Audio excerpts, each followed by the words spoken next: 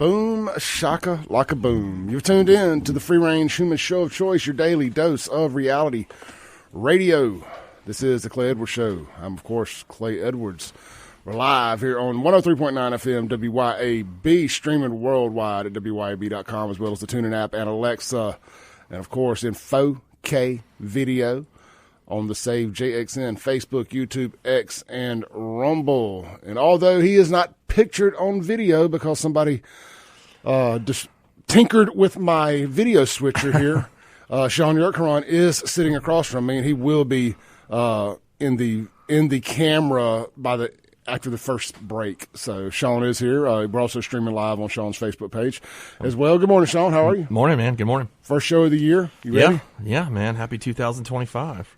You have an eventful couple days, weeks off, or not? Or you haven't been off, but weeks away. You know, it was. I thought I was going to get some time to rest, but it was actually more busy than it needed to be, I guess. So I was littered with work, unfortunately. Well, fortunately and unfortunately. Did you pick up a bunch of DUI customers? Yeah, and a lot of people want to get out of jail before Christmas and the holidays, and there's a lot of that issues going on. So, it stays pretty busy at that point. I was like, all right, I just want a day. People were calling you like on New Year's Day constantly, and I mean, which is a good thing, but it's just I need a break. It's like what's good for the gander is good for the goose. Yeah, you know me. I'm about business, so I'm gonna do it. But it just you're like, oh my god, it's New Year's Day. I just want to watch football today here. And then of course all that news happened that day. That was especially my busiest day. Was New Year's Day. Oh yeah, no doubt. And of course the New Orleans terrorist attack, and then all the football games that were on that day. So it was kind of like, all right, I want to do this, but I got to work. So. Yeah, I know. I woke up New Year's Day, and I got up, and believe it or not, the first thing I do is don't grab my phone. Mm-hmm. I kind of unless I'm just laying in bed and don't plan on getting up out of bed immediately. Shaun is now pictured on video. Okay. All right, so I woke up and I got up, kind of stumbled around, started a pot of coffee, and went back to the bedroom, grabbed my phone, went to use the restroom, and I'm standing there, because I apparently have ADD and I can't stand up and pee without getting bored. Yeah. So I'm like, where's my phone? I'm going to do two things at once here.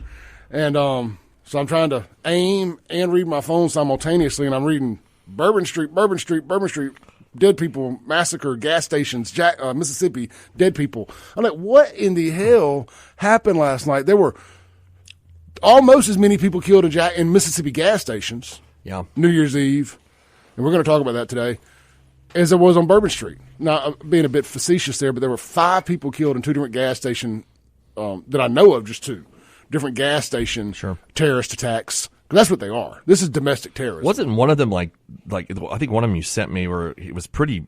But the one last night? No, that's the one on New Year's Day around that time. That's the last one I read. They were the same. They both happened New Year's night, New Year's Day. Okay. Yeah. Well, the one where the guy was just kind of going around like summarily executing people. Yeah. The way I was reading that, didn't somebody have to lock themselves in like a freezer or something? They still got killed too. Yeah.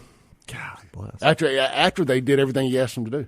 Did they catch that guy or? No, there's a big reward out for him. Mm-hmm. And that's in Holmes County, right? No, the one in Holmes County is the one I sent you last night. Okay, so I'm gonna get confused. Which one? Yeah, this one's I don't forget what county. It was apparently there's a town in Mississippi called State Line. Yeah, okay. I think, or there was at least called a State Line gas station. It's in Mississippi, but it's right there on the Alabama border, about like the difference in Pearl and Brandon. Mm-hmm. One of those type border cities. Yeah. But yeah, some crazy madman, and then just a couple domestic terrorist thugs got into a shootout. Really, they didn't get into a shootout, but they just did a bunch of shooting. They ambushed some guys at a gas station, and I posted that video, and it went nuclear viral on Twitter to 10 million views. Yeah. And then I did an update to it last night. That's what I was working on when we were talking. And I actually caught the bullet piercing the air. Yeah, I saw that in the video. And I was like, man, when you see it like that, the guy just opened the door and never saw it coming. It was 3 guys were walking in. One guy opens the door. The guy walks out the door of the gas station, has his pistol in his hand, and just bam. Mm-hmm. I mean, dude, it could have been opening the door for John Wick. I mean, it could have been John Wick opening the door. Yeah. No amount of guns on that guy, no amount of gun laws, no amount of nothing could have prevented what happened there. He executed the guy in the back of the head, then just points at the other cars and starts shooting. Yeah. They leave, somebody else which I didn't know it at the time, somebody else in one of the other cars. This is the Holmes County gas station attack that we're talking about here in Pickens, I believe. Highway 17 Shell Station. Somebody else in one of the other cars gets shot. Actually, 2 people get shot in the other cars. One dies, which I didn't know that till last night when I got the notification. 4 guys have been arrested, all future rocket scientists, engineers, potentially even a NASA astronaut or 2. Of course, because that's what their mama would have been screaming if the police had rolled up on them and had to shoot one of them. My baby didn't do nothing. My baby, he was on his way to a late night study session to be an engineer. Engineering that crack, make crack like this. We used to have a saying engineering he was going to do. We used to have a saying for that was he was going to Heinz part time and he's going to see a man about a job and start a lawn care business. That was the general thing we'd always say. Oh, we're going to start a detail shop. Yeah, something. Ours was a lawn care business that we did. But detail shop. UGK started this whole detail shop nonsense with their song "Pocket Full of Stones." Mm-hmm. It's like, I got a house on the hill, got a boat on the lake, got a detail shop to cover up all the money that I make. And ever since then, every black drug dealer had a detail shop. I didn't know that. Okay, it was like the lawn care business was our job du jour for dead person. That was generally it was the lawn care, and then they had enrolled at Heinz too. Yeah. That was part of it. There was we always hear somebody say that, but I've said this. Did you ever ask anybody to see their enrollment papers? No, I never did that. But that whatchamacallit. Yeah, that's something I always say. On here for a long time is that generally if you're involved in a murder, 9 out of 10 times you were doing something bad. It's. I mean, there is tons of innocent victims that I prosecuted, people that have killed innocent victims that are. Somebody may just get hit by a stray bullet. That's one thing, or just a maniac like that Hutto guy. There's times that happens, and then domestic violence situations, of course. But 9 out of 10 times, I would say, I'd like to see some statistics of this. Like, who is getting killed is generally somebody that's involved in something illegal as well. Community improvement killings. Yeah, right. I don't think that's what happened in this gas station killing. See, I don't know the facts behind it as well. I don't either, but I look for little things. Mm-hmm. I look for little things. It was 11:03. It was New Year's Eve. That's not too late yet, right? Yeah. It is Pickens, Mississippi. I don't know what you're doing. What your options for New Year's Eve parties are. I worked in that district, as an assistant DA for 1 year. Yeah, I mean, it's Holmes County's dangerous out. Very, very. Well, that's what I was getting at. But I'm saying there's not a big metropolis up there, a big New Year's Eve bash. No, absolutely not. But one of the guys that got killed, the one at the gas station that died, he was wearing Carhartt style overalls, and which just leads me to believe he wasn't a rat. Okay. You know what I mean? Like this guy looked like he worked. That's a working man's kind of outfit. You know what I mean? It wasn't saggy jeans, and he wasn't all bedazzled. Carhartt is like the official working person's outfit. I mean, I bought a hoodie from this. They're really nice. But I mean, I know they went woke during BLM and all that. But did that? Yeah, they went woke. But talk about not knowing your audience. But yeah, that's all working people clothes. Yeah, it really is. White girls. White girls on Instagram and working guys. I mean, there's like a whole Carhartt section on Tractor Supply. Yeah. Like it's a huge thing. That's the first time I ever saw it. I was like, oh, these look comfortable. So, yeah. And I could have it all wrong. Could have just been cold outside, and he's a country boy from Holmes County, and that's what he chose to wear. Mm-hmm. I mean, I don't know, but my spidey senses say the fact that he held the door open for the guy. Yeah. And then just got his brain scattered for doing it. Ugh, God bless. I mean, you ever think about sometimes how close you are to have been in one of those situations? I guess because I've thought about that for years. I was watching the guys around him, thinking how quick it could have been any one of the other two. He was walking in with a group of 3, him plus 2, and just how quick it could have been one of the other guys. Like, man, I hope one of them that didn't get shot was in church Sunday. Yeah, I mean, thankful for that missing them. No, absolutely. I'm just think about you and I live in Jackson so long. Like, how many times have we gone to a gas station in the wrong part of town where you could have just you're buying whatever, a Coke or whatever it is, and you just catch a stray bullet. It's so easily for that to have happened. You're like, dang, I did all this work throughout life and I got killed in a gas station. I used to think about that a lot. Well, I mitigate my risk. Yeah, now you do, right? But you were younger, you probably didn't. No, I'm way younger, but I have a tactical advantage over most people when it comes to that, having grown up at my dad's store on Lynch Street. Once we got off Lynch Street, I never went back. Like, I quit going to Jackson gas stations. I've seen death and despair and murder and all these things. And I was like, you know what? I don't know. Something about these folks congregating outside gas stations, or we didn't have gas. We were just a totem store. Yeah. Like something about that loitering. They don't do it well. No, I mean, and it's allowed, in Jackson, it is allowed to go on. This happened to me the night, what was it? It was raining a few days ago. I guess it was afternoon, this past weekend. And so I was running over to the grocery store on the old Jitney 14 that I was close to my house. And it's kind of raining. I'm going to grab something. And there's always just a ton of panhandlers outside the grocery store. And look, I hate saying this, but you get tired of it after a while because you're constantly getting hit up by the same ones. And it's just, and so like, I'm like, I didn't have any extra cash on me, so I didn't give anybody anything. So I get in my car, and I'm trying to because it's raining. And then I pull out, and this dude jumps in front of my car, like literally. And I like hit the brakes. I'm about to hit the guy, and I was like, okay, I think this is the last time I come to this store anymore because and I feel like JPD and Capital's over there too. I know they actually, I've seen them actually try to get rid of these guys, but I mean, every time I talk to the store owners about it, they're like, well, people get mad if we get rid of the panhandlers. I'm like, yeah, but it's like a hazard now. Who gets mad? Yeah, I don't know. Who are these people that get mad? Yeah, I know, right? Who's getting upset? I mean, I get it. Let's start putting them on social media and stuff. The people that are just complaining about the pan. But it when you impede someone's business because people don't want to go there, that should make them mad. It's like, okay, McKaylee Brayley, have you set up a monthly withdrawal from your checking account to give Pookie every month? Are you going to support him? Since you're making the rest of our lives a miserable hell every time we go to the grocery store because you get offended while the rest of us are being basically assaulted. And that's what it's really, because you think about, Clay, somebody come up to you in Jackson at night, fast, and kind of, you get kind of nervous because it's Jackson. You don't know if the guys are going to rob you or whatever it is. But they've allowed this to go on over there, and even in my part of town. It's part of the culture. Yeah, I mean, it just doesn't stop. And fortification is the worst, too. Like, there's this guy that looks like a black shaman, with remember what was the guy, the shaman that went in the Capitol, dude, with that guy. He's dressed like that guy, right? And he's got like a staff, and he just walks down fortification. I took a picture of him one time and put it on Facebook, and nobody gets rid of this guy. He harasses all the cars. And I'm like, okay, somebody needs to do something about this. But this guy's just he's like obviously a traffic liability there. Somebody's going to get hurt. But I see him every day pretty much walking up there. Yeah, and it's never the person. Now, look, I've been trying to have a different, trying to turn over a different stone. Is that the word? Yeah, right. About turn homeless. Turn over a new leaf. About trying to help some homeless folks out and some stuff. And I am. I'm not going to let.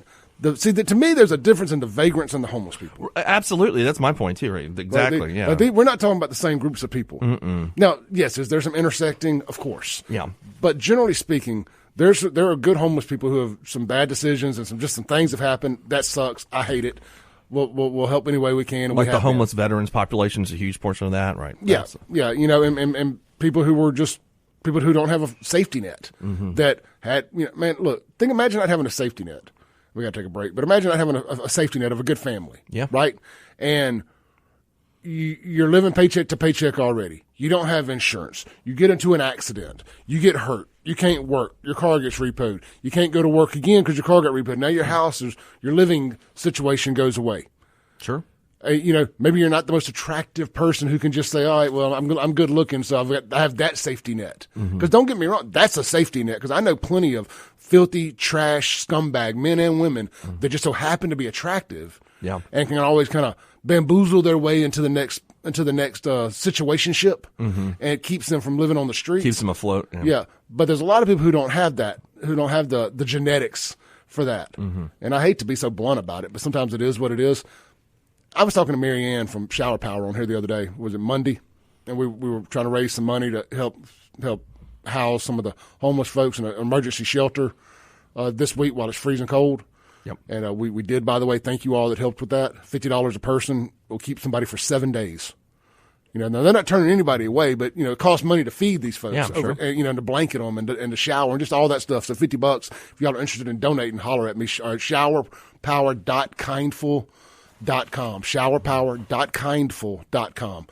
You don't have to donate $50. You can donate $5. It just adds up. But anyway, and we were just talking about this stuff, man, and how everybody's just one bad situation not everybody, but probably 90% of Americans are one bad situation or a domino effect of bad situations from being homeless. Yeah.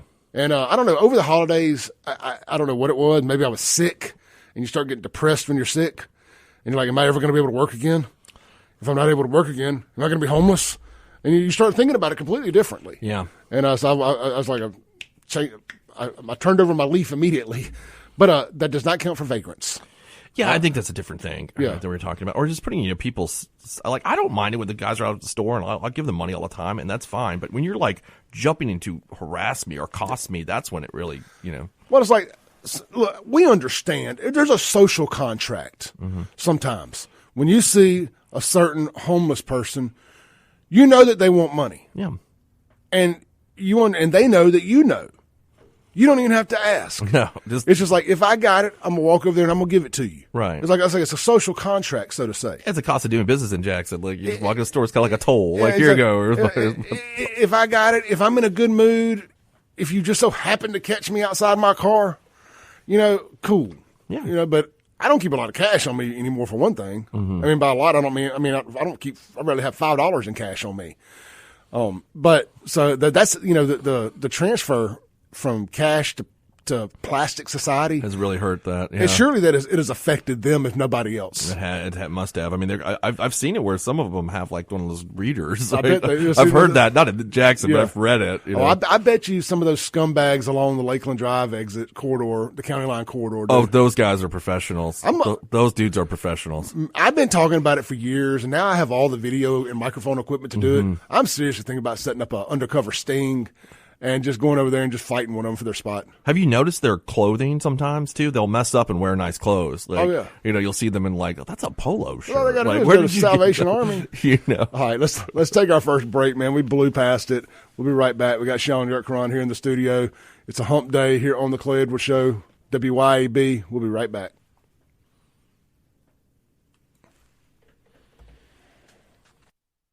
Back in to the Clay Edwards Show with Shaun Yurtkuran here on WYAB.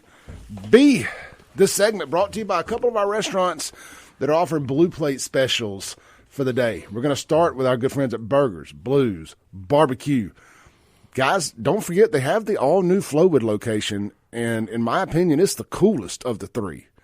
My honey hole is downtown Brandon because it's a block from my house, and I love the staff over there. But they got just equally of a cool staff at Flowwood. But it's the neatest of the spots. It's got the outside patio and inside bar. And it's like a horseshoe shape, and they got the garage door that rolls up and down. Now you probably don't want to sit outside today.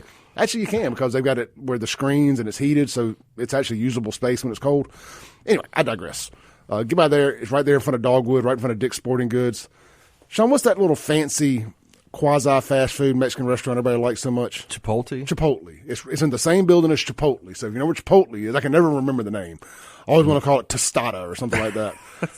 I mean, that would fit. Yeah, like I can probably say that and most people know what I was talking about. I've actually never eaten there before. I have. It's for what it is, it's good. It's good. It's like a Moe's or exactly. Something. That's what I figured. It's like a Moe's. It's good. It's good. The crew that runs the one in Pearl there on 80 in Crossgates. Yeah. Super nice folks over there. I've only been twice, but they were really nice to me both times. But Burgers, Blues, Barbecue located right there. Today's Blue Plate special is red beans and rice with sausage.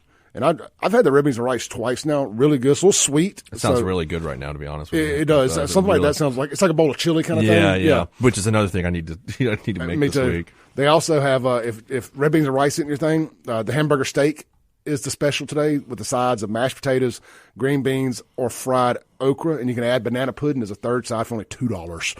So lunch is only $12.50. So that's not bad. That's not bad. So basically, you're gonna get out of there for about if you get a dessert, you're gonna get out of there for about $15, and that includes your drink.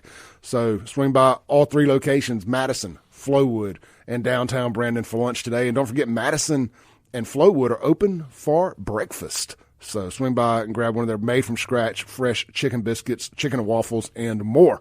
Also, Martin's in downtown Jackson and Martin's at Livingston out in Madison County. The Blue Plate special today is meatloaf.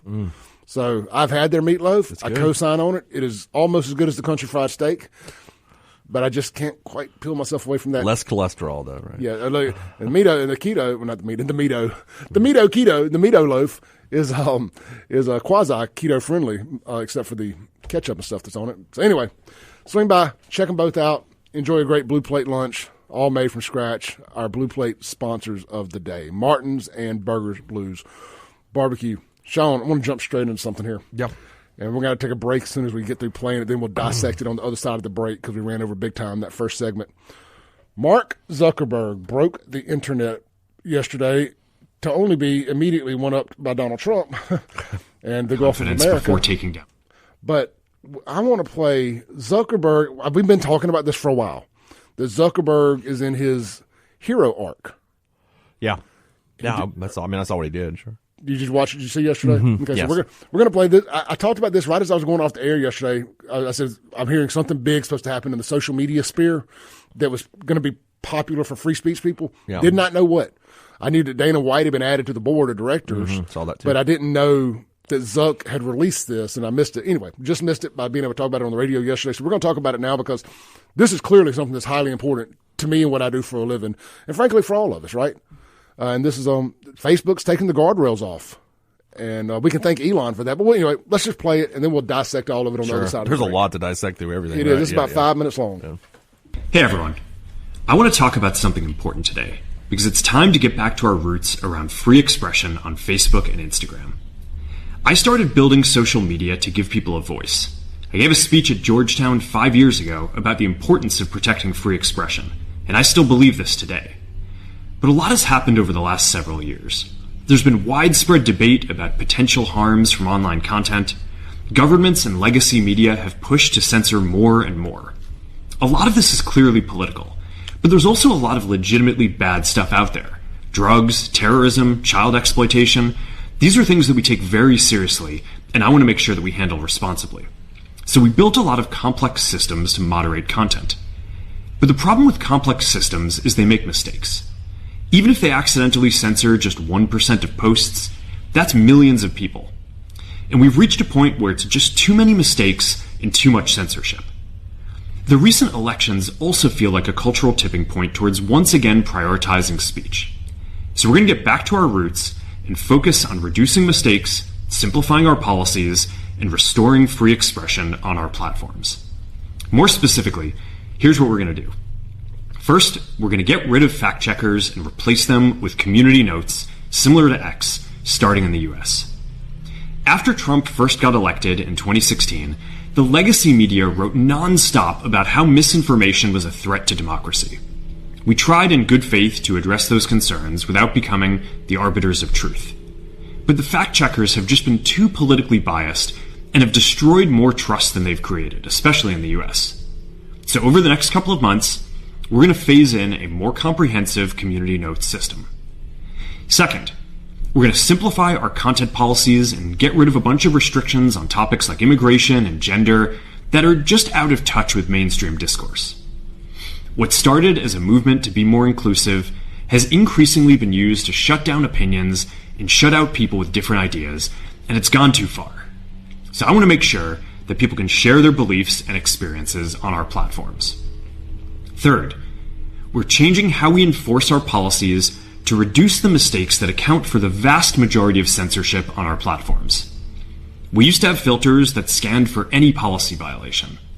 Now, we're going to focus those filters on tackling illegal and high-severity violations. And for lower severity violations, we're going to rely on someone reporting an issue before we take action. The problem is that the filters make mistakes, and they take down a lot of content that they shouldn't. So by dialing them back, we're going to dramatically reduce the amount of censorship on our platforms. We're also going to tune our content filters to require much higher confidence before taking down content. The reality is that this is a trade-off. It means we're going to catch less bad stuff, but we'll also reduce... Here's what I want to know. Am I going to get my account back that had 50,000 followers that got deleted for posting a picture of Kyle Rittenhouse? Okay, are we going to set up, now that you're admitting that this stuff was wrong, are we going to put some things in place so people can get their financial freedom back? Reparations for you. Reparations. I mean, man, I had hundreds of subscribers paying $10 a month. Yeah. I mean, I lost three grand a month in income just from subscribers that I haven't gotten back. Yeah, I mean, I think that's a good. I don't think that's a crazy idea. Ask him if you can, some some reparations, or where you want to go retroactively bring back or whatever it is. Yeah, I mean, like if you violate in the past, can you get your rights restored? That's a good way to put it. Yeah, can I have you can get your gun rights restored? Yeah, I mean, I've been my rights restored on Facebook. I mean, I bet you that they do something like that. My it social sounds like media something. suffrage. Well, I mean, as kind of like an outreach to people that have been harmed by this, I think that that's something they probably are going to implement. I would imagine they would. I was thinking about it yesterday on the way home. All right, let's let him finish here. Yeah. Number of innocent people's posts and accounts that we accidentally take down. Fourth, accidentally my AWS. We're bringing back civic content. For a while, the community asked to see less politics because it was making people stressed. So we stopped recommending these posts. Clearly, that did not get implemented on my feed. But it feels like we're in a new era now, and we're starting to get feedback that people want to see this content again. So we're going to start phasing this back into Facebook, Instagram, and Threads while working to keep the communities friendly and positive. Fifth, we're going to move our trust and safety and content moderation teams out of California, and our US-based content review is going to be based in Texas. All right, so that's important, and I didn't understand this initially other than just saying the optics of saying Texas over California. Mm-hmm. Apparently, Texas has some laws in place that protect, I think Florida did this too, that protect social media users so they can't unbiasedly or biasly I remember reading about that. Enforce stuff. Yeah. So that's actually really important there to protect everybody. So there was more to that than just the optics. Yeah. As we work to promote free expression, I think that it will help us build trust to do this work in places where there is less concern about the bias of our teams. Finally, we're going to work with President Trump to push back on governments around the world that are going after American companies and pushing to censor more. The US has the strongest constitutional protections for free expression in the world. Europe has an ever-increasing number of laws institutionalizing censorship and making it difficult to build anything innovative there. Latin American countries have secret courts that can order companies to quietly take things down. China has censored our apps from even working in the country. All right, all the rest of this is kind of a moot point. Apparently, we were having some technical difficulties at the very beginning. Apparently, Zuck was talking over my ad read. Okay. According to the people in the live chat and the texters. So, real quick, today's Blue Plate specials of the day. Before we go to break, at Burgers, Blues, Barbecue, all 3 locations, Flowwood, Madison, and downtown Brandon, is red beans and rice with sausage. And, of course, hamburger steak. The sides are mashed potatoes, green beans, fried okra, and then only for $2 more, you can add banana pudding as a third side. That brings you up to, if you don't get the banana pudding, it's only $12.50. You add the banana pudding, you're going to be right under $15 all in for a good plate lunch with dessert. If you're not going to be in those areas, how about Madison County, Livingston, and downtown Jackson for the legendary Martins? Their Blue Plate special of the day is meatloaf. I've had it. I co-sign on it. Sean's had it. He co-signs on it. I've had the red beans and rice at Martins. I've probably had it there too. But I've had the red beans and rice at Burgers, Blues, Barbecue. You can't go wrong with any of these. And, of course, if you've ever had a burger at Burgers, Blues, Barbecue, you know the hamburger steak is worth getting. All right, let's take a break. Come back. Hit the reset button. I want to break down all of this Zuckerberg stuff and the potential fallout from it. We got Shaun Yurtkuran here in the studio with the Yurtkuran Law Firm. We got Clay Edwards, of course. We'll be right back on WYAB. Welcome back in to the Clay Edwards Show here with Shaun Yurtkuran on WYAB and, of course, streaming online in 4K video at Facebook, YouTube, X, and Rumble. Just search Save JXN. We're also streaming on Shaun's Facebook socials and all that stuff as well. The Yurtkuran Law Firm. Shaun, plug the law firm.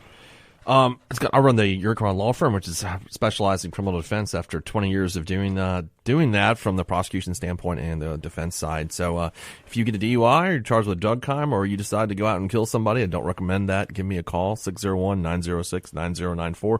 You can go to onetextlaw.com and reach me there as well. All right, this segment brought to you by friends downtown. It's going to be a heavy food sponsorship show today, so check out our friends at the Man Ship. You know, guys, they have the best whiskey selection in the state of Mississippi. Look, there's no better way to warm up this very cold week than with one of their 1 ounce pours of whiskey that they do. They have a special. They're all discounted deeply. They do it for a limited time only, so plan the week out early. Today, the special discounted pour of the day is Whistle Pig and it's an 18-year-old double malt rye. Now, sounds good. if you get by there during happy hour, you're going to get, I believe these are $5 shots. I think these are the $5 shots thing that they do. Okay. Don't hold me to that, but they do a $5 whiskey of the day. Mm-hmm. So I believe that's probably what this is. And if you get by there at happy hour, you can get one of their wood-fired pizzas for half price. Those are good, too. Have you ever had one over there? I have. It's good. It's really good. And we just got a text from somebody in that says the Manship also has the best fried catfish and the best chicken enchiladas they've ever had.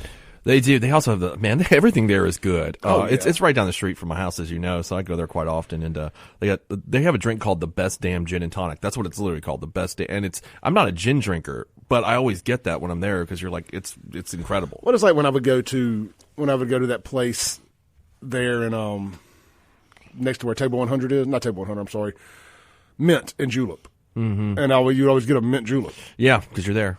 Yeah, it's like it's not really my jam, but when in Rome. Yeah, that's kind of why I look at it. I go there, and it doesn't matter what time of day. If I go for brunch or dinner, I get that drink because I just do it so well. And they also have the smoked tuna dip. And we talked about this before, the charcuterie board. And I can pronounce that correctly after calling it kachatri or whatever I've called it throughout my whole life. You know, like charcuterie. I thought I was talking about Tony Satchery's here. Yeah. Yeah, the charcuterie board is to die for there. It is. And look, they also have a $15 blue plate special all day. And look, guys, you're just gonna have to get used to the $15 blue plate specials. That is the running price for a big old plate of good food nowadays. So figure it out. Get to the Manship. You're taking a chick on a first date, a second date, need to spice things up with your wife. Gotten a little complacent. Take her out to the Manship, located right there on North State Street, right directly across the street from the Baptist Hospital. They got a parking garage, all that good stuff.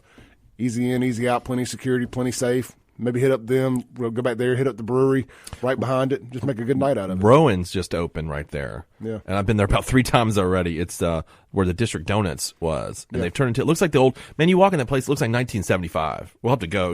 It's really, really cool. They did a good job. Cool. We'll check that out. Yeah. All right. We'll start your night at the Manship and end it wherever you may. All right, Shaun, Zuckerberg. Yep. Let's read it.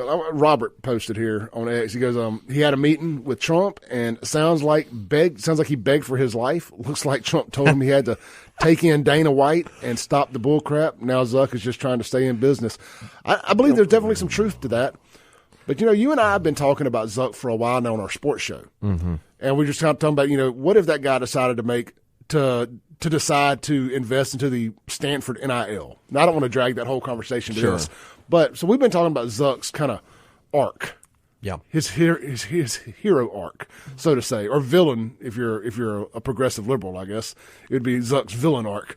But he has been changing, and I think, and it goes back to him starting with jiu-jitsu and all that stuff, and kind of getting into the fighter lifestyle. And I think suffice to say that most guys that fight have high testosterone, and there's scientific stuff out there, and I'm not making this up, that generally speaking, people with very high testosterone tend to lean more conservative. It doesn't mean you're a Republican flag waving, Republican. Mm-hmm. It just means you tend to lean more conservative. I don't think that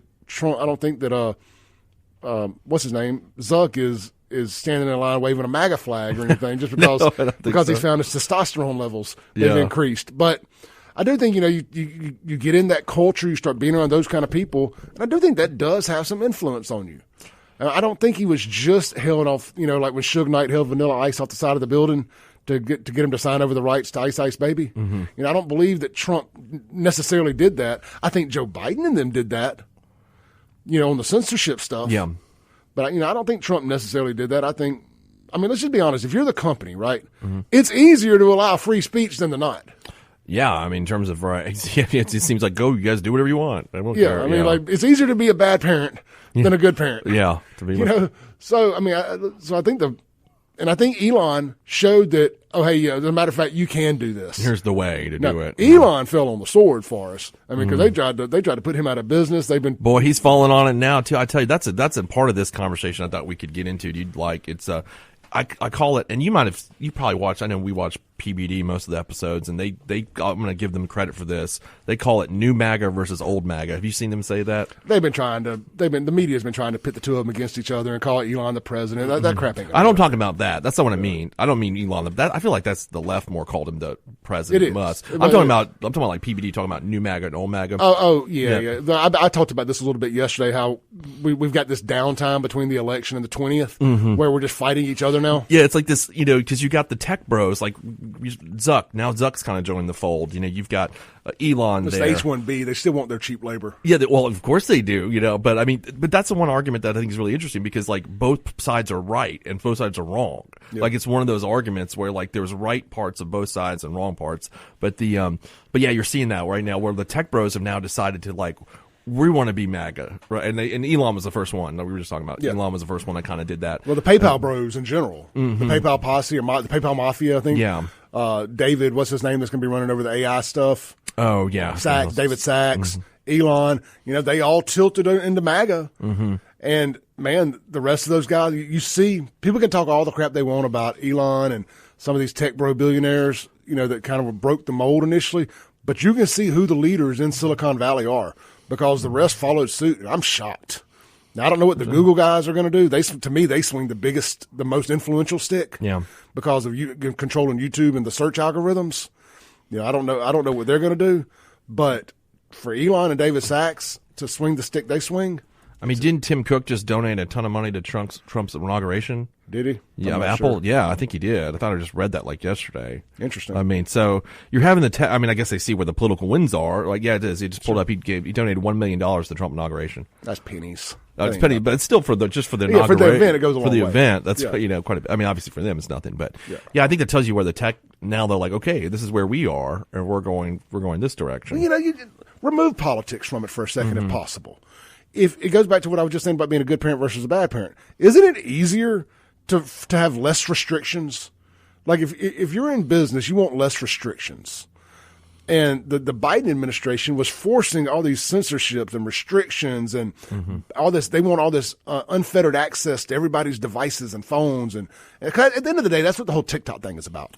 Is the government? They're not giving our government access. Right. I mean, but with that, so was it overwhelmingly passed, right? But both parties, I think. Yeah. I mean, I'm against it too. I'm just saying because our government are obsessed with our data. Right. I mean, which you and I have had discussion a million times. It's like this is the one thing you want to ban from China. Yet every freaking thing else is made in China, but this is the one thing you decided. This is the one thing. Now, if you want to make the argument, and Zuck, the part I didn't play, did make a good point. Like in China, they're not even allowed in China. TikTok's not Facebook. Okay, Facebook. Or Instagram. But we allow their stuff here. Now you can make, if you wanted to sell me on this, that would be an easier way to do it. But we're also not a communist country. We're a country of free speech. It is in our constitutional right. And if I chose to put my free speech on TikTok, that's where I should be allowed to do it. Yeah, I think even countries that are not communist. That's interesting. You bring that up. There's a debate in Europe about whether to ban X. Whether if they're going to do that or not. In Europe, in many countries of Europe right now, there's because they don't want free speech. And right. That's one of the things that he was talking about. Look, we got to take a break. Yeah. We'll be right back here with Shaun Yurtkuran on the Clay Edwards Show.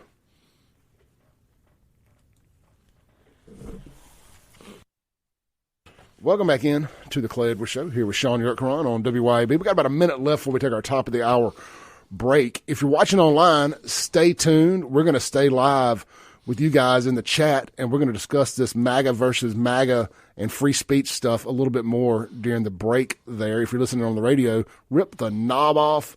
We ain't going nowhere. We'll be right back here after the break, and we're going to get into some local stuff. A lot of local news going on. Did y'all see the video of Chockway out cutting a rug without a care in the world up in the M-Bar, just dancing the night away as if he ain't about to go to prison for a decade or so? Allegedly, of course. We're going to talk about that. We're going to talk about Virgie Lindsay deciding not to run for re-election down at City Hall or the City Council. Is what I'm trying to say, and several other good local topics to hit. You got Shaun Yurtkuran, you got Clay Edwards, you got WYAB. What else could you possibly need. If you're bored, flip it over to YouTube or Facebook, search Save JXN. Join us in the online chat here during the break. If you're listening on the radio, we will be right back after this break on 103.9 FM, WYAB. All right, guys, we're going to stick with you guys that have stuck with us online here and not force y'all through a 7-minute break because you guys were on fire in these comments, and I want to pick this conversation back up. So, Shaun, you brought up that the MAGA versus MAGA stuff. Yeah. And, you know, what I was saying during the last break that was off air and not online was that, you know, I feel like it's a lot of these MAGA grifters. And, I mean, maybe that's a little unfair because I think a lot of these people truly are MAGA. Right. You know, your cat turds of the world. I just always default to him as my de facto. Laura Loomer, you know. Laura Loomer, just all them. They mean what they say, but they get paid by engagement on Twitter or X, whatever. That's how they make their money. And they're all hyper partisan. And I just think that in this immigration thing has been such a fight. Sure. That it was bound to. We're gonna have to learn to negotiate. Yeah. We're not gonna get a 100% closed border and nobody allowed in this country. Yeah, that's right. That's where you guess the Bannon end would want, and then you got the Elon end. The H-1Bs. No, they have bastardized the H-1B thing. 100%. We're not getting the best of the best anymore. No, that's true. That's where I was telling you the break. Bannon has a point. I mean, he's not wrong about some of the, but so does Elon. But Elon is leaning towards, like he wants to manipulate the H-1B system still because it's to his benefit. I mean, let's be honest, it is. And then Bannon, of course, just doesn't want any of it. But he isn't wrong about saying that it's been manipulated and it's been abused. It absolutely has, and that part is true. I mean, well, it needs to be more like an exchange student thing. And look, I'm not a H-1B expert here by no means, but I've heard of it. I'm familiar with it, and I've been following it a little bit through the break here. Like Elon came over on H-1B visa, right? Okay, there's we have. I'll break it down like this. We don't need to be bringing their whole families over and sponsoring everybody and giving them birthright citizenship and all of that because you won a lottery and got to come over here, or taking the jobs of American citizens already. And because they're going to be paid lower. Now that was an issue that was happening like at Disney World. That's a base classic example, that had happened. The problem that we have in this country right now is that we don't have enough STEM graduates, like in comparison to the rest of the world. We are severely lacking on that. So yes, do we need to replace that?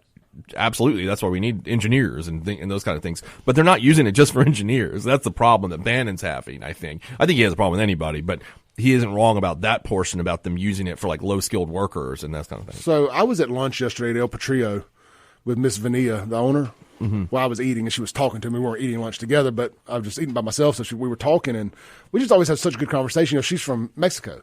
Yeah. And we were talking about the rest of the country, and somehow or another our conversation quickly went to kids and learning and these damn phones and all that stuff.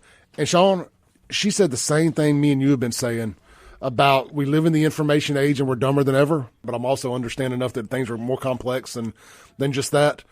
So I don't want to back myself into a corner that I can't get out of, just being hard-headed. But I'm open to suggestions, but other than just everybody got to go. Yeah, I mean, I think that's right. I don't think, unfortunately, that just don't work. That's not going to work. It ain't going to happen either. So if you're expecting that, you're going to be disappointed. Yeah, I don't think Trump's going to piss off Monsanto and say, okay, we're going to get rid of all these guys that are working on the farms here that we need because we don't have any Americans that don't want to do the job. So what do you do? Which, of course, then leads you into something like, wait, is it a bunch of slave labor? Well, essentially, look, I mean, yeah, it kind of is. I mean, it sucks. It sucks to say that. I mean, but these folks are doing jobs that Americans don't want to do. Maybe we can figure out a way to start make Americans start doing jobs they don't want to do if they're not going to do anything else. Right. That would seem like a good point. That would be. What about prison labor? Yeah, let people volunteer to work for time off. Mm-hmm. Yeah, I mean that's not a bad idea. We got to be quiet. We're about to come back from the break. We'll be right back, guys. Don't go nowhere. Got about a minute.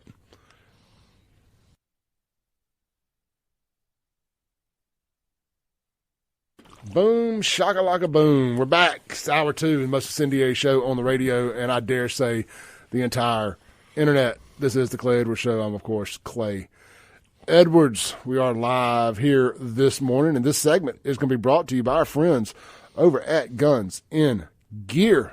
It's Wednesday. It's hump day, gun day at Guns and Gear. Swing by Highway 51 North, Gluckstadt, Mississippi, right there at Yandell Road. See Hunter and the team. Check out their all-new website, too, Guns in, the letter N, gunsingear.co, gunsingear.co. And you can check out all that they have to offer there. Follow them on social media, and you can see their deals of the day. You got to follow their stories, man. Facebook is really wonky. Hopefully they fix this, too. I doubt they will. But they're really wonky about putting pictures of guns on there. But again, hopefully that is something that they reconsider.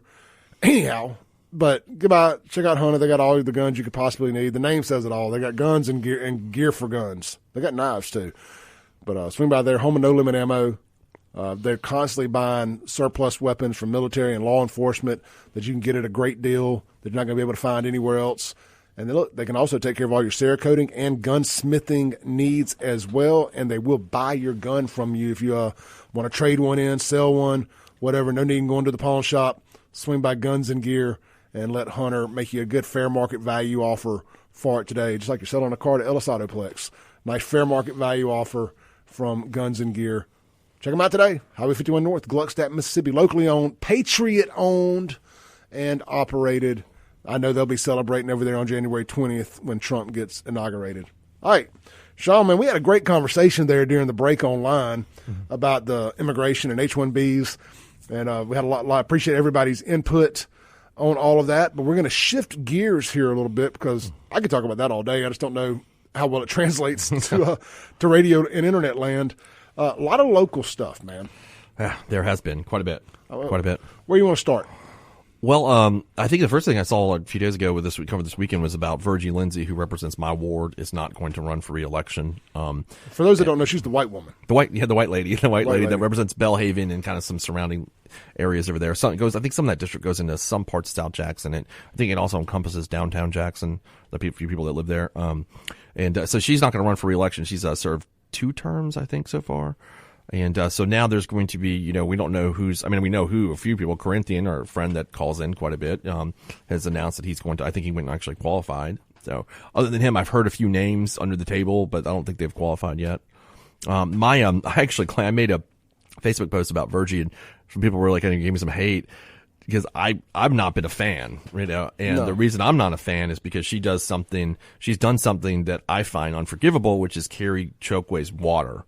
And I'll give you an example of that. During the garbage debacle, what I remember call her saying, hopefully I don't get this wrong, something that she voted with him, so she thought that people need to get their garbage service back. Which I understand that, right? That was a bad thing, but to me, bent the knee to. That's my problem. Bent the knee to this tyrant. It just gives him more power to do whatever he wants. And now we see a year later or a year and a half later what he is. What we knew he was. And and I felt like that if you're going to, they are what we knew they were. Yeah, if you're an elected representative, you're elected to lead, and leading means sometimes enduring some pain. Yeah. And when something's that somebody is doing wrong things, is standing up against them. So that was my problem with her, that she didn't do that at that time. I appreciated more people like Vernon Hartley who stood up against him and. During that time. I'm not sad to see her go, and I don't have a problem saying that. And I hope the next person will actually stand up to him if he's reelected. No, you need somebody with a sack. Proverbial that'll stand up. I just don't think she had the backbone for it. Did not. And that's about you're elected to lead. Frankly, elected to lead, Other than Stokes, I don't know that any of them down there got the backbone. Yeah. To really do their own thing. I thought Hartley did. I saw him say, during that whole debacle. He's the only one besides Stokes, obviously. I don't know. I don't remember what Ashby said about it. I know that Ashby turned one of my good friends' public parking lots into a city dump without his permission. Did he? And then never took the dumpsters out there, never got it cleaned up, never did anything. But it took one of the few really nice shopping center parking lots in Northeast Jackson and just said, hey, yeah, we're just going to dump stuff there without ever getting anybody's permission to do so. Mm-hmm. I don't understand Ashby. I know everybody says he's a smart guy, he's a nice guy, he's a veteran. All that can be great. But you can also suck at what you do. Sure, yeah. I don't live in that ward, so I've seen him on TV do certain things, but I don't know much about him. Like I said, I've been at some functions with him, and seems like a nice guy. Yeah. But people like me, but you know what, Shaun? Nobody's calling me to fix their electricity at their house. No, That's the hard thing about that city council job. Think about how many calls in Jackson that you would get if you were elected to the city council from your neighbors talking about, there's this water problem or this pothole or all. I mean, it would just be endless for that. That's why I think Kingfish and I were talking about this the other night. Most people that get elected to the city council in Jackson don't seem to have a job. You ever notice that? Yep. Like, nobody's got a job. Like, because I don't know how you would. I mean, imagine it would be hard to do if you did have a job. These were not set up to be jobs. These were set up for community leaders who could also do this because they were affluent enough to be able to have the flexibility to do so in the business mind to do these things. Right. And so what this is favoring when they went from the commissioner to the wards, or the commissioner to the council form of government for minority representation, is it opened the door for all these pulpit pimps that run these churches that hustle folks that don't have to be anywhere 9 to 5 every day. It opened up the door for them to say, "Oh man, I can get up in I can get up in PERS and do all this stuff and still don't have to work, get my 30, 40,000, whatever it pays a year. It ain't much. I mean, big picture wise, it's like 30 something. Yeah. Yeah, but you do get in PERS and all that. Yeah. I mean, it is a good insurance probably. Yeah. Oh yeah, you get all that. I mean, you set yourself up in a good situation. But it doesn't need to be your full-time job. Like Angelique Lee. There you go. Like I've been saying this, and I don't know what Angelique's credit's like. I know she got sued for not paying her bills, so I'm going on a limb here and guessing it ain't very good. For campaign signs, wasn't it? Yeah, for campaign signs. But what I'll say is this, is that, and I'll stick to it, you need to do a damn credit application. And there needs to be a minimum. You need to have somebody that, like somebody's in automobile or home mortgage financing, look at it. I ain't saying there needs to be like a set score, because you can have a lower score but still have good credit. Right. Because your debt to income and some other things could be, maybe you just bought a house or something and it'll bring your score down, or just bought a car. I mean, mine went down like 50 points after I bought my car. But, so you'll have that kind of stuff. But what I want to see is consistency and good decision making. Yeah. Do you pay your bills? Do you overspend? Because if you can't manage your checkbook, why should you manage all of our checkbooks? And then aren't you, like, as we've seen, susceptible to bribes if you don't have a job and any money? Yeah, like exactly. Angelique Lee. I mean, she was so easy to buy her that they bought her some clothes from, a local, I'm not even going to say the store's name, but everybody knows what it is, and so that's there. Look, Aaron, I don't know, what did Aaron Banks do? What's his job? Does anybody know? I have no idea what his job is. Bribe taker. Bribe taking. Kenny, I don't think he's got a law degree actually, but he doesn't have a law license, and I don't know what he's ever done in his whole life. I mean, entertain us all, I guess. But other than that, he's been on the council since like 1987. I don't know that he's ever worked. But to his credit, he lives in his ward. And I'm guessing the house has been paid for years. Mm-hmm. His wife was judge. His wife was a judge. I mean, he doesn't seem to. Does not come across to me as a man that lives outside his means. No, and that's why before I got into that, I was going to say, if anybody gets excused for him, he would be the one to be excused for it, considering but he's a special case, right? Very, something I've been big on for a while now is authenticity. And just making sure that I'm always coming across as being as authentic as possible, right, and not trying to paint an image of me that's not real. And Stokes, whether I agree with all of Stokes' stuff or not, I believe has done a very good job of that too over the years. He's maintained authenticity. And if you do it long enough, they're still saying you either die young enough to be remembered as a hero or you live long enough to become the villain. Well, I think there's another layer to that is you do it long enough, you can come from villain to a hero arc. Yeah. And I know I've said hero arc a couple times on the show today, but I think it's relevant to this for sure. Sure it is. Is that Stokes has been around long enough now that he is, because everyone around him is such a bumbling idiot, and he's authentic and tells the truth and doesn't mold a narrative that everybody on the left wants to hear, that it's made him come across as a likable, intelligent individual. Yeah, which is amazing considering his history and all those years of the things that he did, but he certainly so. I think he's definitely the one. Everybody around town now, 15 years ago, did you ever think you'd hear your friends say, "Man, Stokes is the only one with sense"? But you hear that all the time now. People are like, Stokes is the only one that's got sense on the council, and I think that he does because he is from day one called this dude out. right? For one thing, I give him credit. He's called Chokwe Lumumba out from the beginning before anybody else would, which you would think is kind of politically risky. I guess, but he probably doesn't think so, considering he's had that seat for so long. But I still think it was risky for him to do that, but he did it, and nobody else would. I mean, my problem with, there you go, Virgie Lindsay. I mean, she didn't have the backbone, against this mayor. So, man, the second that Chokwe said racism, she bent like an accordion. Yeah. Folded like an accordion. Absolutely. Let's take a call on the Mazda Jackson phone line. I believe we got Derek on the line. What's up, brother? Hey, but I wanted to add to this discussion about another person that's a good leader, even though, he does questionable things. I thought David L. Archie did a good job as a supervisor. Yeah, I did too.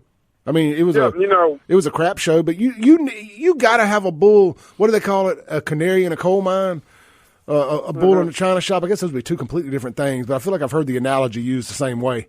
I mean, you got to have a disruptor. David L. Archie's a disruptor, and I think I love Brandon, and I think they do a good job out there. But I would love to see a disruptor end up on the board of aldermen out there. I think every board needs a disruptor. Every council needs a disruptor, somebody to go against the grain. In spite of what you might think, now, was it a smart thing for him to go up there and show his R's at the tire plant? Probably not. But one thing that people didn't realize about that whole thing, a lot of those companies use these little hiring systems. And at that time, the technology was just not there, and they would reject good applicants for no apparent reason at all. I don't think no racism was intended, but that probably wasn't a good idea to go up to Continental Tire and show your baboon booty. But yeah, I missed all that. But I would say this, Derek, too. Look, I agree with both of y'all about being a disruptor. I don't think it's wrong. Trump's a disruptor, yeah. Okay. There's been disruptors throughout our political history, but you can also have a sense of decorum. I mean, Trump's not sitting there throwing things. You know what I mean? Yeah, sure. He's not acting a fool. He's disrupting. So that's my issue with David Archie. I think you can be a disruptor but have decorum, and he doesn't have any, and that's my problem. Well, let me demonstrate decorum. Both of them are a-holes. The a-holes get stuff done. Have a good day, guys. Thanks, Derek. Let's real quick. Josh Manning on YouTube says Stokes ain't nothing but a effing crook. And Josh also spoke on something else here a while back. I am reading y'all's live chats, I promise. So let me answer this real quick before we go to break. Josh says, hey, Clay, I know you don't really give a crap about this, but we need to find out what the state is doing with all the cannabis taxes, make sure they're spending it like they're supposed to be. They're not paying tax. We're not paying taxes on cannabis, are we? Shoot, that I don't know. They can't collect taxes. Yeah, I think we are, right? I think yeah, because it's I think that is that we are paying. Yeah, when you buy it, you're paying a tax on it. I mean, you're not supposed to, I know what you're thinking is that prescription drugs you don't pay a tax on, but they change. But with the way they did the cannabis law, you do. I know it's kind of weird, but I specifically had a conversation with somebody who has a medical card the other day, and she said, I would not mind paying taxes. She said they were not paying taxes. Okay. Now, maybe I'm wrong. I may have. I may have heard it wrong, because surely the state's making money on this somehow or another. Yeah. There's a tax somewhere. And I can't believe I don't know this off the top of my head. I'm double checking myself too right now because I thought that there was. Josh, we'll look during the break. Where's Mike Watkins? He'll text in if he's listening. Yeah, this we can find out. So look, y'all stay tuned. We'll be right back. This is the Clay Edwards Show with Shaun Yurtkuran on WYAB.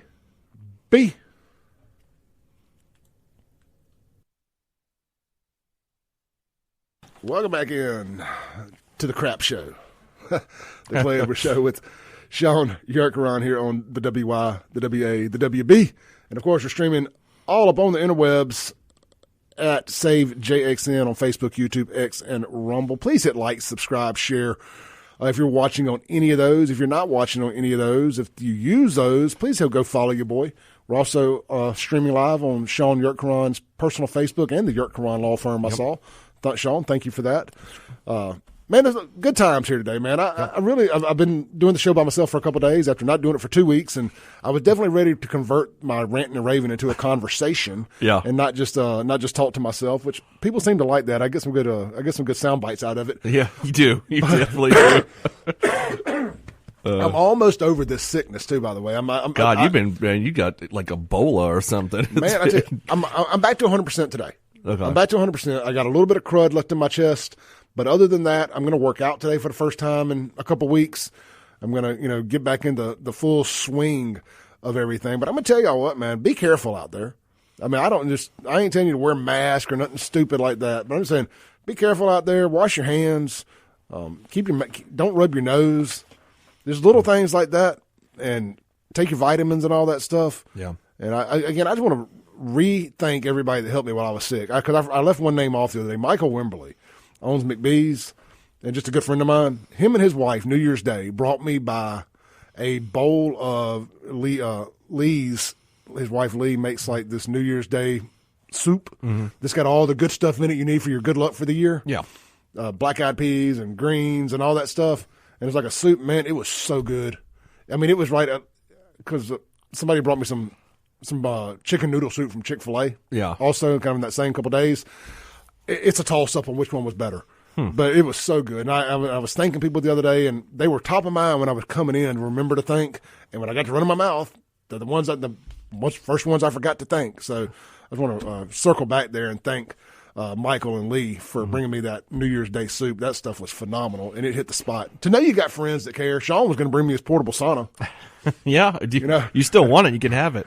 I may take you up on that. I mean, you could, like I said, I turned that back room into a gym, and like that thing, the portable sauna is taking up so much room. Well, I've got a back room with nothing in it. You've got a bigger, I think, back room than I do, so it might be, yeah. And I've got my whole living room is a man cave anyway. So my poor daughter. Yeah. She has moved in with her single dad. It's nice when you get to this place in life, like you had that back in your 20s and now in your 40s, like it's back. You have it again. You got it again.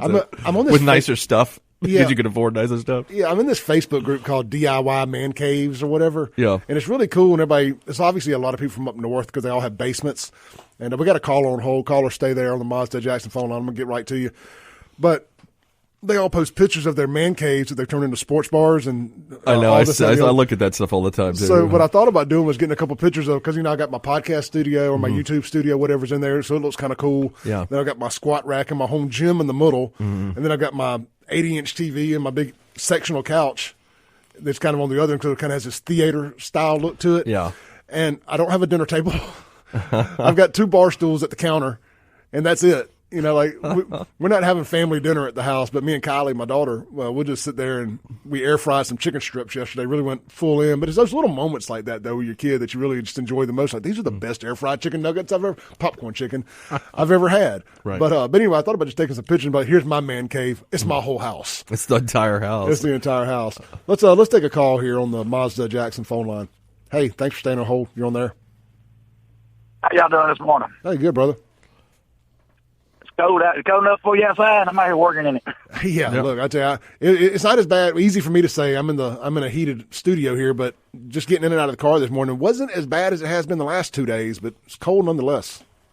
I don't know. Yesterday, it seemed colder to me this morning than it did yesterday. Hey, I was wanting to circle back on something. Sure. Why do they take guns and gears now? I meant to call you the other day and ask this because I'm always on YouTube and pulling up prices on pew-pews and buying ammo and buying accessories. And I get advertisement all over Facebook for Smith & Wesson, ARs, all this platform. So you're saying why did they take guns and gears down their Facebook page? Yeah, you're right. Because they were advertising guns for sale, No, that's what I'm saying. I get advertising for Smith & Wesson, for ARs, all kind of, because I'm on, they watch you. If you Facebook? go shopping or pull up something on the internet, they post and advertise for that. And I get all the time advertising for guns and you're stuff. talking about and accessories and on Facebook.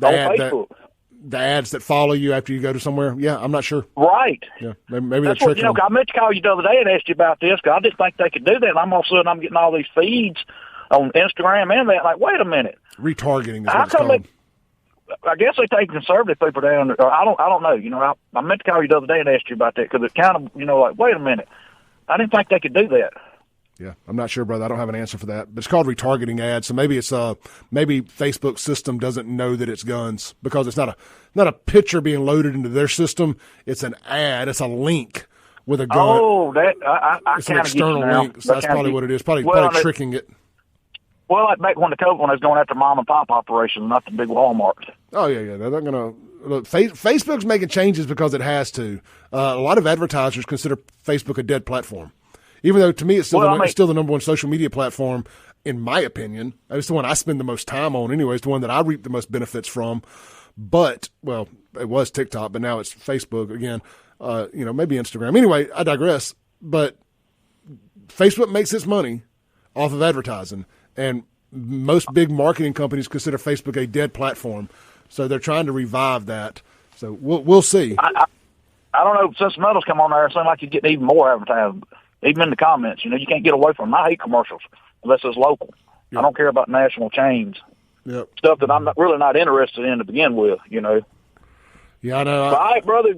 I'm glad y'all back. I'm going to let you jump up. Y'all have a safe, blessed one. Glad you back. I was Jones in there for a couple of weeks. I appreciate it, Chris. Thank you, brother. Y'all be safe. Oh, Chris, man, such a good dude. You hear the phrase "salt of the earth." Yeah. And like, as far as local people, you looked up "salt of the earth," and there should be a picture of Chris. Right. I mean, he's that guy. He is that guy when he's sitting beside you and nobody else is listening, just like he is on the radio. He is authentic. He's your guy. Shifting gears. Yeah. What were we talking about? We were home gyms. Well, yeah, we were talking about home gyms. And then somebody asked about cannabis taxes, and then we were in the middle of the mayor stuff. I think. Right? Go back to cannabis taxes. Sure. Let's put a bow on that. Yeah, sure. So I pulled up the Department of Revenue's website, and so there's a tax for cannabis cultivators. It's a 5% excise tax on the first sale or transfer. So I guess to the dispensary. I'm assuming that's what that means. And from then the wholesaler to the distributor, which usually isn't if you've ever wholesaled anything, and you have, and I have, but not distributor, from the distributor to the seller. Yeah, but it's called but the dispensary itself just charges a standard 7% sales tax, so that you would pay on anything else. And that was, I remember when this was going on, I thought that was a little weird because it was you have to have a prescription to get medical marijuana, and any other prescription drug is not subject to sales tax. So that's kind of the little difference there. Yeah, they weren't gonna let that in and not make money on it. No, we knew that. I mean, I get it. It costs of doing business for us to get it. Yeah. I mean, I knew that no one was going to complain, but it was a little thing that I noticed. Like, wait a second, you're saying that you need a prescription to get this. I said, my point was this, and I'm sure lots of people are against this, but okay, why don't we just go full recreational if that's what you're going to do? Well, I had a good conversation on the show about that with myself Monday, and I actually wanted to circle back to that with you here in the studio, and it was me suggesting that we turn downtown Jackson into a sin resort. I mean, it already kind of is. Why not just make some money off of it, right? And I know it sounds funny to say it, but I'm being serious. Hold that thought for a second real quick. I do want to mention, I just shared on my big Facebook page, the Save Jackson one. It says Clay Edwards, but it's facebook.com/SaveJXN. Dab's dispensary in Jackson got broken into. Oh, yeah. And we got the video of the people. If they got a big cash reward, they broke some expensive glass and stuff to get in there. Y'all go check out my Facebook page. And speaking of marijuana, then go check that out. Go share that, and if you know the people who did it, make it. I think it was a $5,000 reward. It was a big reward. So hell, I may be out there and turn into an investigative journalist to see if I can't find the people. It's and that's on Old Canton Road. Yeah. Okay. So and those are good folks too, by the way, that have that place. They have a couple different stores. I got the pics up of these dudes. Look at this one idiot. So he's got like a hoodie over, but his whole face is pretty much exposed. Yeah, you can't fix stupid. You can't fix stupid. What a dumb. Let's just run over here for a minute. Let's run over about 5 minutes instead of going straight to break here. I want to talk about this Sin City stuff because I brought this up on the show the other day, and it kind of started out as a joke, and the longer I talked about it, I funneled it down like a sales funnel, right? Yeah. I funneled it down to. It started out talking about the casino in Jackson, which I'm hearing that probably ain't going to happen unless they can do something like maybe a horse track or something with it that. Ooh, that'd be awesome. That separates it from the other casinos in the state. Because, again, Central Mississippi is expected to float the other casinos throughout the state. But we can't float ourselves. But we can't. But we're not allowed to have one. Yeah. We're not allowed to have one because Vicksburg or because of Tunica or because of wherever else. We're places I don't care about, by the way. I hate to say that. Hope they do well, whatever. But I mean, I'm focused on Jackson and Metro. Yeah, look, I mean, how about if you want me to come to Vicksburg to gamble? How about give me a resort? Yeah, I mean, how about y'all up the game and quit pulling these little riverboat barges over there, little pop-up casinos, and give me a reason to want to come. Like, I want to go to the coast. And is there any casino in Vicksburg? Okay, and I know you like going to Vicksburg. I like going to Sure. Key City a lot. Yeah, I saw you posted I went something. Friday night. I love Key City. I shouldn't have gone. I was still sick. I thought I was feeling better, and I paid for it Saturday. It's a great brewery. It's like I think it's the best one in the state actually. But there's nowhere to stay in Vicksburg. Like, it's hard to find a good place to stay. We did an Airbnb. You did, yeah. Other than that, I'm saying like a hotel wise, no. It's tough to find a place to stay. And what casino is really nice in Vicksburg to stay at? I can't think of one that I like. I mean, the Ameristar. If I got to stay anywhere, I'm gonna stay at the Ameristar. But it ain't that nice. No, I mean, it's well ran. They're good people. I mean, it's where I'm going if I go. Right. I mean, it's cool. I dig it, but at the end of the day, it's still just a riverboat. That was my problem. So I mean, I just I think we could do it up nicer here. That's my 100%. point. And the horse track on land too. I don't think why do we got to be on water? Yeah, this is insane. I mean, if we I used to go out to Louisiana Downs a lot because I like horse racing. Yeah. And it's pretty fun. I mean, if we built one of those here, that'd be incredible. Absolutely. I mean, so my thought process is this: Jackson's already a morally bankrupt city. It just is what it is, right? Yeah. It's already morally bankrupt. There's no point in pretending that it's not. We've got strip clubs. I mean, just embrace it. Y'all ain't, look, Rankin County folks, Madison folks that are going to be against this, you ain't going downtown anyway already. They already say, don't go to Jackson. That's everywhere. Don't go to Jackson. Okay, cool. Well, you don't got to come. All right, well, cool. Well, Yeah. let's take Fair Street, Capitol Street, wherever. I say Fair Street. I mean, that's their little gym that they keep wanting to turn into it. So let's just say, hey, you know what? We're going to turn it into the Amsterdam red light district. Oh, like legalized prostitution too, right? Yeah. Yeah, I'm in that. Let's do that. I'm not saying I'm just saying. No, I know what you mean. I'm for it. Well, I mean, why not? They're doing it anyway.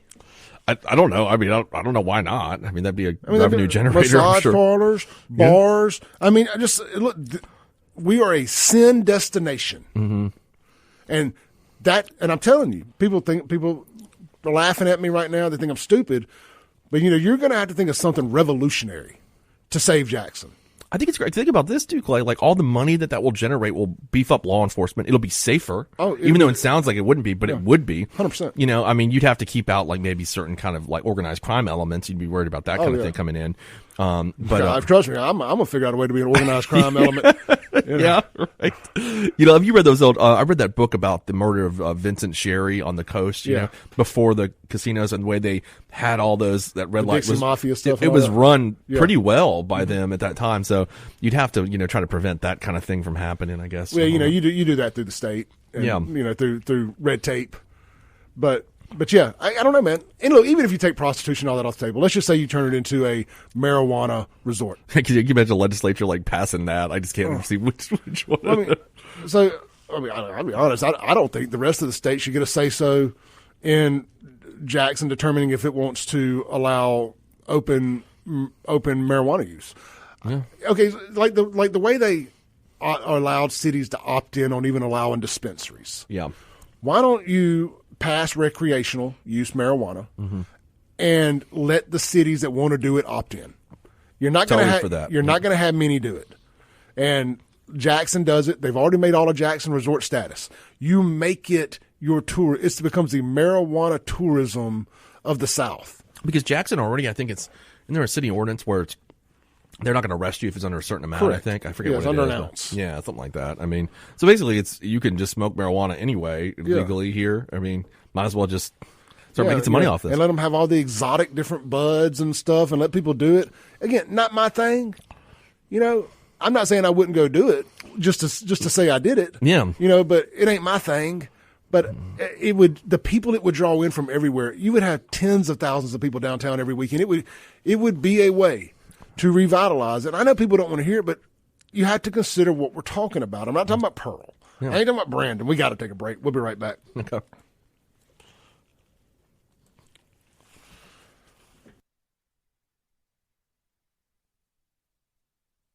Breaking rules when necessary. I think that's what we're doing this morning. Yeah. Is explaining how breaking rules can pay the bills and save the city. This segment brought to you by our good friends over at Men's Health of Mississippi. Guys, get healthy. I tell you what, if I had not quit working out for a month, I probably wouldn't have been sick for the last week and a half. But with that said, it's new year, new you. Get over to Men's Health of Mississippi today. Take advantage of the complimentary testosterone screening. Start the year off with a bang, with a boom, and get to working out and doing what you do. Even if you don't work out a lot, man, the testosterone just works. I don't know any other medication or whatever you want to call it, supplement, that just works like it does. If you're suffering from insomnia, can't build muscles, depression. Now, I don't know how much scientific data goes back to it helping with depression, but I can personally tell you it helps with depression and other similar type stuff. But look, man, text sorry, I should have had the dang flyer pulled up. I apologize. Here it is. Men's Health of Mississippi. Text my name, Clay, to 601-327-8550. And also, maybe you're interested in weight loss. They got you covered there, too. You want to get the generic Ozempic. Well, I pay $1,400 a month for Ozempic. You can pay a third of that for the generic available right here locally at Men's Health of Mississippi. It was actually their New Care facility, which is inside. Just text weight loss to that same number, 601-327-8550.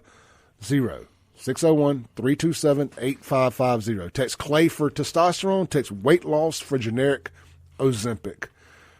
All right, Shaun. Yeah. Let's circle back to this real quick. I got the weed map pulled up. I think it would help our discussion a little bit. All right, so we actually got a text here from somebody, and look, man, I know Shaun and I have a way of being funny when we talk about stuff, but I'm being dead serious about this. Yeah. Not the prostitution. I mean, I said go all in, but that ain't never going to happen, so let's take that off the table. Yeah.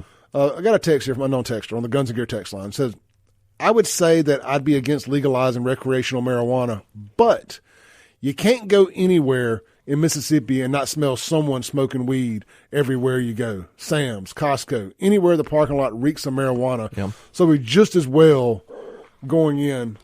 And I agree. You can be on the Jackson City Council. It's like a requirement. Yeah. You know. I mean, don't forget, Angelique Lee got pulled over riding down the interstate. Can you imagine how loud your marijuana has to be? Yeah. That the cop behind you on the interstate pulls you over because they can smell it. You're hitting it. I mean, you're hitting son, it, I mean, just give me that old dirt weed. I don't need all this supercalifragilisticexpialidocious dub bud stuff. Just like, can I just get a little dirt weed, one or two hit a quitter? We know where she got the money for the really good weed. I mean, we got the FBI. Yeah.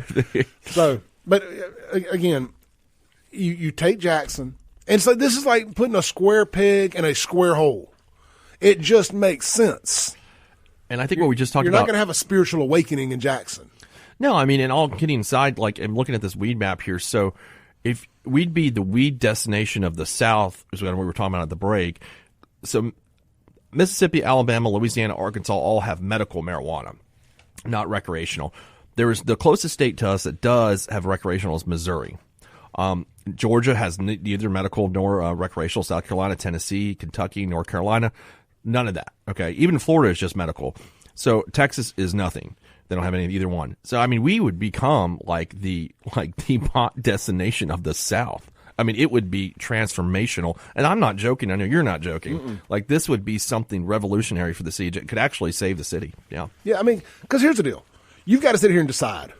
Are we trying to save Jackson by bringing in people that already don't want to come to Jackson? Does that, you know what I'm saying? Like, are we trying to salvage downtown and salvage Jackson to try to drag people back from Madison and Rankin? Yeah, that ain't happening. No, it's not happening. You know, how about the people who live in Jackson and like-minded individuals who may want to come and travel to Jackson because of the access to marijuana? Why don't you cater to those people?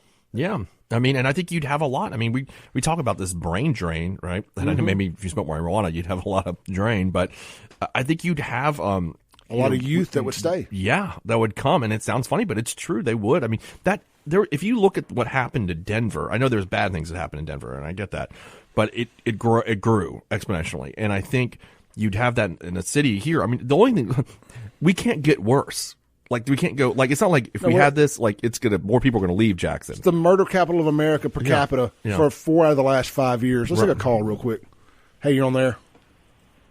Okay, I know y'all are rushing. I mean, well, I know it's close to the end of the hour, but and I don't disagree with you guys on the marijuana, recreational marijuana, but it's it's like, I guess, gasoline on the fire.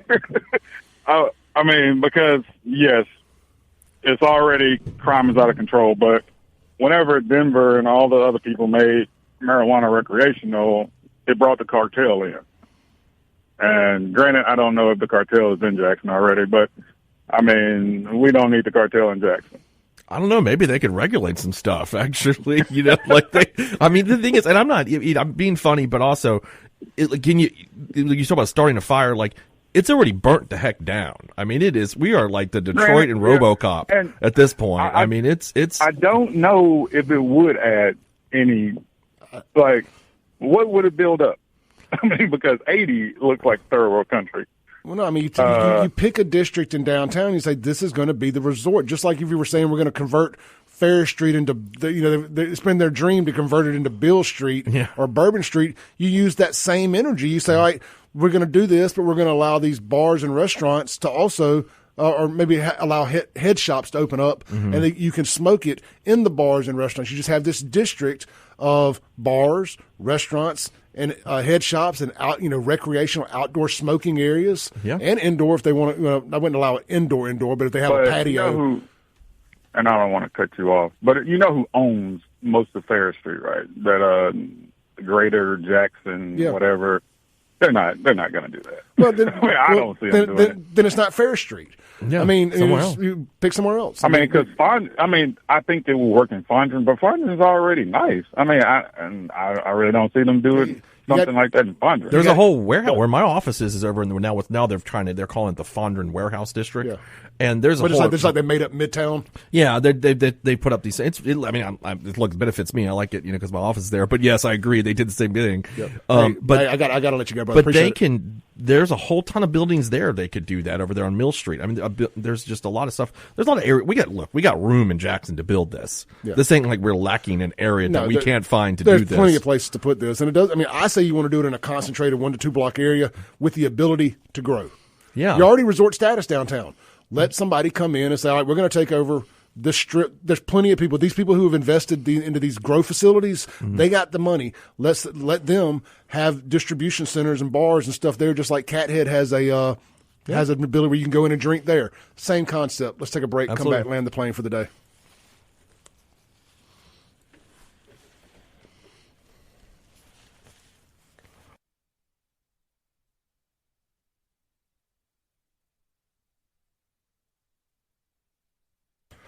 I want to be like, Jesus is not coming to save Jackson.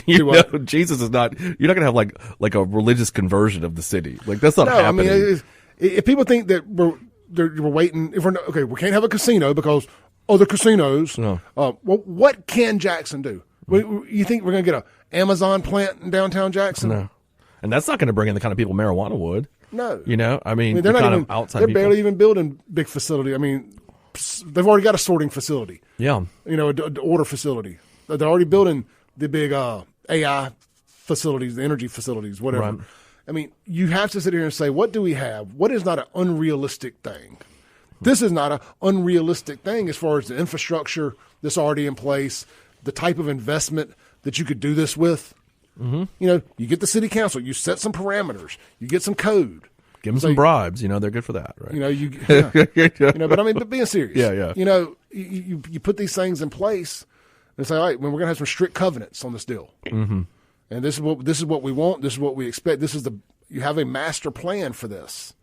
And I think it does start at Fair Street because ain't nothing else ever going to happen. Those buildings are going to fall down. Yeah. And it's a beautiful street if you look at the buildings too. Too bad. It's sad. I think it starts on Fair Street. Mm-hmm.